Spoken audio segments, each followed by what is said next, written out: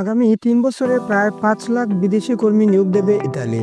২০২৬ থেকে ২০২৮ সাল পর্যন্ত স্থায়ী ও অস্থায়ীভাবে শ্রমিক নিয়োগের লক্ষ্যে দেশটির সরকার সম্প্রতি একটি রুটম্যাপ প্রকাশ করেছে, যেখানে বাংলাদেশ সহ ৩৪টি দেশের নাগরিকদের অন্তর্ভুক্ত করা হয়েছে। এই ঘোষণাকে বাংলাদেশিদের জন্য বড় সুযোগ হিসেবে দেখা হচ্ছে। ইতালির কৃষি, শিল্প ও পর্যটন খাতে প্রতি বছরই বিপুল সংখ্যক নতুন শ্রমিকের প্রয়োজন হয়, যার বড় একটি অংশ আসে বিদেশ থেকে।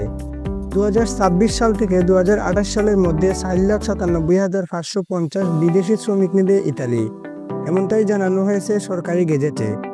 এই ৩ বছরের মধ্যে প্রথম বছর অর্থাৎ ২০২৬ সালে ১,৬৪,৮৫০ কর্মী নেবে দেশটি। শ্রমিকদের জন্য আবেদন গ্রহণের সম্ভাব্য তারিখও জানানো হয়েছে। আগামী বছর ১২ জানুয়ারি কৃষি, ৯ ফেব্রুয়ারি পর্যটন ও ১৬ ফেব্রুয়ারি স্থায়ী ও কর্মসংস্থান, ১৮ ফেব্রুয়ারি দক্ষ ও উচ্চমান অভিজ্ঞতা সম্পন্ন শ্রমিকদের আবেদন গ্রহণ করা হবে বলে জানা গেছে। এই ৪টি ক্যাটাগরির প্রতিটিতেই বাংলাদেশিদের জন্য সুযোগ থাকছে বলে জানা গেছে এবং অনেকে সফল হবেন বলে আশাবাদী সংশ্লিষ্ট মহল। ইতালি সরকারের এমন উদ্যোগে খুশি প্রবাসী বাংলাদেশিরা।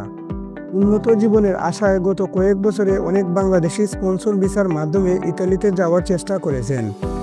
যদিও কিছু সংখ্যক সফল হয়েছেন, অনেকেই পড়েছেন প্রতারণা ও নানা ভোগান্তির ফাঁদে।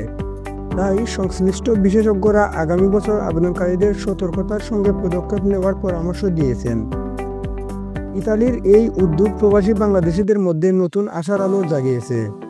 যারা অভিবাসনের সুযোগ খুঁজেছেন তাদের জন্য এটি হতে পারে একটি বড় সুযোগ।